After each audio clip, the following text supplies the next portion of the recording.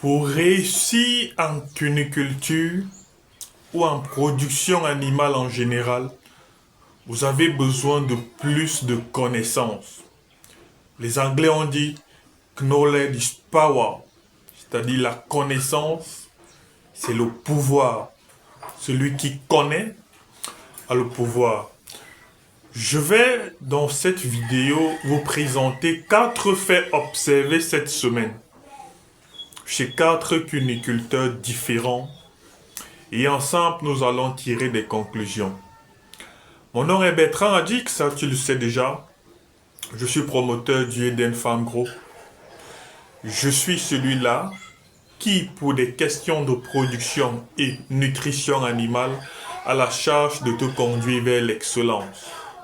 Si tu découvres cette chaîne pour la première fois, merci de t'abonner, merci de partager la vidéo, merci de cliquer la cloche de notification pour ne manquer aucune de nos productions. À partir du 1er mars, nous organisons une masterclass cunicole. Elle va durer 5 semaines, 3 séances par semaine, à partir de 19h30 GMT, et elle coûte 100 000 francs. Revenons à ce que je disais. Il y a 2 jours, dimanche exactement le 23 février, nous avons organisé ce qu'on appelle une réunion technique. Et à la suite de cette réunion technique, après le partage, il y a eu la phase de questions-réponses où nous avons échangé avec des cuniculteurs en activité qui, pour certains, avec des difficultés assez importantes. Allons-y voir. Le premier ou le second, le premier qui avait plus de difficultés, c'était un collaborateur en Côte d'Ivoire, parce que tout cuniculteur déjà est mon collaborateur, qui a acheté des cages Ibidon, 3 modules, qui utilise l'aliment Ibidon, toute la gamme de l'aliment, qui a fait importer les aliments, les animaux. Il a tout le nécessaire pour réussir. Mais depuis plus d'1 an, il a les difficultés plus que tout le monde. Et après la conférence, après la réunion technique d'avant-hier, nous avons échangé hier par appel vidéo pour qu'il me fasse comprendre certaines choses, une sorte de consultation. Et j'ai compris que ce monsieur a fait importer des lapins, comme tout le monde d'ailleurs. Il a la meilleure génétique, il a le meilleur aliment, il a les meilleures cages, comme vous pouvez le voir. Ça, ce sont les images de la consultation en ligne. Mais il a des femelles qui ont mis ça une seule fois depuis qu'elles sont arrivées. Vous savez ce que ça fait? Ceux qui ont importé des lapines connaissent le prix d'une femelle. Il dit une seule mise bas. Pourquoi? Parce qu'il y a certaines informations qu'il n'avait pas. Du genre, ce monsieur a pris des animaux en pré-cheptel comme ils sont livrés, mais il ne sait pas le poids que ces animaux doivent avoir en reproduction. C'est-à-dire, il n'y a pas eu une évaluation de la croissance jusqu'à la mise en reproduction. Et dans ce cas, qu'est-ce qui se passe? Ce sont les troubles de reproduction après la première mise bas. La femelle ne va plus se laisser saillir.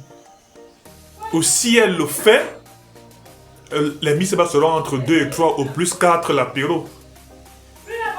Donc voilà quelqu'un qui a investi suffisamment, mais parce qu'il n'a pas seulement contrôlé la courbe de croissance en pré-cheptel, c'est-à-dire entre 10 semaines et 19 semaines. 9 semaines seulement. Il a connu des grosses difficultés. Un autre, toujours lors de la réunion technique, expliquait que sur plus de 40 femelles, il avait des mises bas, normalement, des grosses portées, jusqu'à la 3e mise bas. Après les 3e mises bas, c'est la catastrophe. Les portées sont situées entre 1 et 2. 1 et 2 lapéraux. Et il est en train de refaire son cheptel à nouveau. Il a à nouveau des animaux en pré-cheptel qu'il prépare. Pourquoi? Parce que lorsque vous avez mal géré la période d'adaptation de la femelle qui correspond aux 3 misbah, c'est pourquoi vous allez voir, lorsqu'on vous remet des fiches de suivi pour votre élevage, vous allez observer qu'il y a un encadré sur les 3 premiers misbah. Ce n'est pas le fruit du hasard. C'est pour vous dire que il y a beaucoup de travail à faire à ce niveau. C'est pour que quand j'arrive dans une exploitation, quand je demande une fiche, je me focalise sur le travail fait des 3 premiers misbah. Il a eu des grosses portées, les 3 premiers misbah. Elles ont été mal gérées. Et la conséquence, c'est que après, les femelles ne tiennent plus après 3 misbah. Il faut les reformer. Pourquoi? Manque d'information. Allez-vous acheter des femelles, 30-40 femelles, et les reformer après 3 misbah? Toutes. Allez-vous importer des femelles pour qu'elles vous fassent une seule misbah? On explique longtemps qu'il faut travailler avec des animaux après cheptel, mais ce n'est pas la solution. Il faut pouvoir conduire ces animaux en pré-cheptel jusqu'en reproduction afin qu'elles aient un état d'embonpoint optimal, c'est-à-dire ni maigre ni grasse. Parce que assez grasse, ça signifie qu'elle a atteint le poids adulte sans la maturation des organes reproducteurs. Maigre, ça suppose qu'il n'y a pas tous les éléments qui vont lui permettre de produire ses meilleures performances en reproduction. C'est pareil pour les mâles. Mais le mec, il a un mâle, un PS 119, oui, qui a passé 1 an et demi à la ferme, il n'a jamais fait ça, une femelle. Est-ce le mâle qui est stérile? Ça, je ne pense pas. Les Africains ont eu suffisamment de difficultés avec le mâle PS 119. Pourquoi? Parce que l'alimentation du mâle est délicate. Est-ce que vous suivez ses performances? Ça, c'était les 2 cas. Le 3e cas, c'est un cuniculteur qui estime que pour un projet d'élevage de lapins, lorsque vous avez 7 lapéraux, c'est l'échec. Pour avoir de bons résultats, pour être optimal, il faut avoir 5 lapéraux par portée. 5. Je dis 5. 1, 2, 3, 4, 5. Donc il faut vendre 5 lapéraux. Il le dit sous une vidéo où j'ai expliqué que le minimum qu'un cuniculteur doit sevrer, c'est 7 lapéraux, ou doit vendre par la peine, c'est 7 lapéraux. Il estime que non, pour un projet réussi, c'est 5 lapéraux. C'est 5 lapins. On va développer la cuniculture avec ça. Nous, on enseigne qu'à 5 lapéraux, après la 3e mise bas, il faut faire sortir cette femelle de votre lot parce qu'elle ne vous aide pas. 5. Parfois même 6. Elle ne vous aide pas. Elle n'est pas productive. Un autre, le dernier, est allé plus loin. Il a dit qu'il est impossible de faire sevrer les lapéraux à plus de 700 grammes. Et que si je parviens à le faire, je le fais avec 3 lapéraux. C'est terrible, non? C'est terrible. Vous voyez à quel niveau le manque de connaissances est élevé. Les gars excellent dans la médiocrité, au point où ils se confortent dans cet état.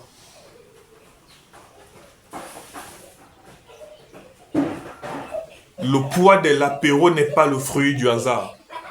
Je souhaite qu'ils suivent cette vidéo jusqu'à la fin. Le poids des lapéraux n'est pas le fruit du hasard. Vous devez prendre le poids de vos lapéraux à la mise au bas. C'est 55 grammes pour nos races hybrides locales. C'est pratiquement 70 grammes pour les races importées. Quel est leur poids 2 jours après? Ça vous permet d'évaluer le démarrage de la lactation. Chaque semaine, vous devez prendre le poids de vos lapéraux. Évaluer, contrôler la courbe de croissance. À 21 jours, vous devez avoir minimum 400 grammes. Et là, la croissance est en relation avec la quantité d'aliments consommés. Vous devez rationner vos animaux, vos lapéraux à partir de 21 jours. Se rassurer qu'ils consomment effectivement ce qu'il faut. Vous aurez le poids à 28 jours. Vous aurez le poids à 35 jours. Et le minimum requis, quand je dis 700 grammes, c'est pour les plus faibles. Idéalement, personne ne devrait sevrer ses lapins avec moins de 800 grammes. Mais quelqu'un estime que c'est carrément impossible. Anyway, vous avez retenu.